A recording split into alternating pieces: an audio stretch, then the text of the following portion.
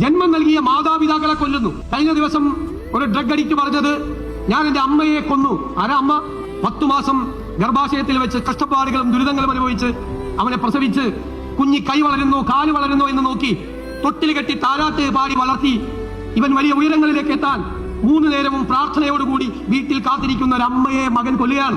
എനിക്ക് ജന്മം തന്നതിന്റെ പേരിലാണ് ഞാൻ എന്റെ അമ്മയെ കൊന്നത് എന്ന് അവൻ പോലീസിനോട് പറയുക.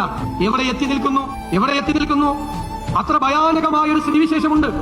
പല കുടുംബങ്ങളിലും നടക്കുന്ന കാര്യങ്ങൾ അവർ പുറത്തു പറയുന്നില്ല. എനിക്ക് ഒരുപാട് ആളുകൾ വന്ന്, ഒരുപാട് മാതാപിതാക്കൾ വന്ന് ഒരുപാട് സങ്കടങ്ങൾ പറഞ്ഞു. ഞാൻ നിയമസഭയിൽ പ്രതിപക്ഷ നേതാവായിരിക്കുമ്പോൾ ഞങ്ങൾ ഈ വിഷയം നിയമസഭയിൽ കൊണ്ടുവന്നു.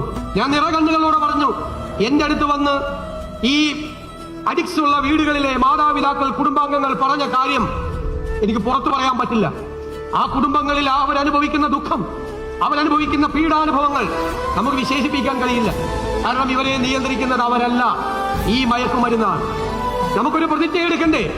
ഈ മയക്കുമരുന്നിനെ നമ്മൾ കേരളത്തിന്റെ മണ്ണിൽ നിന്ന്, നമ്മൾ ഈ ശൃംഖലയെ നമ്മൾ ആട്ടി ഓടിക്കുക തന്നെ ചെയ്യും, ഒരു സംശയവും വേണ്ട.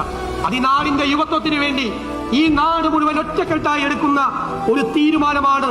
ഈ കേരളത്തിന്റെ മണ്ണിൽ ഈ മയക്കുമരുന്ന് ശൃംഖലയെ, ഈ മാഫിയയെ നമ്മൾ വാഴാൻ അനുവദിക്കില്ല.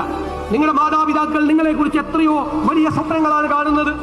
നിങ്ങൾ വളർന്നു വലുതായി വരുമ്പോൾ വലിയ ഉയരങ്ങളിലേക്ക് എത്തണം എന്നവർ പ്രാർത്ഥനയോടുകൂടി കാത്തിരിക്കുമ്പോൾ നിങ്ങൾ മയക്കുമരുന്നിന്റെ അടിമയായി നിങ്ങളുടെ ആരോഗ്യം തകർത്ത് നിങ്ങളുടെ ജീവിതം തകർത്താൽ പിന്നെ ആ മാതാപിതാക്കൾക്ക് പിന്നെ ജീവിതത്തിൽ ബാക്കി എന്താണുള്ളത്?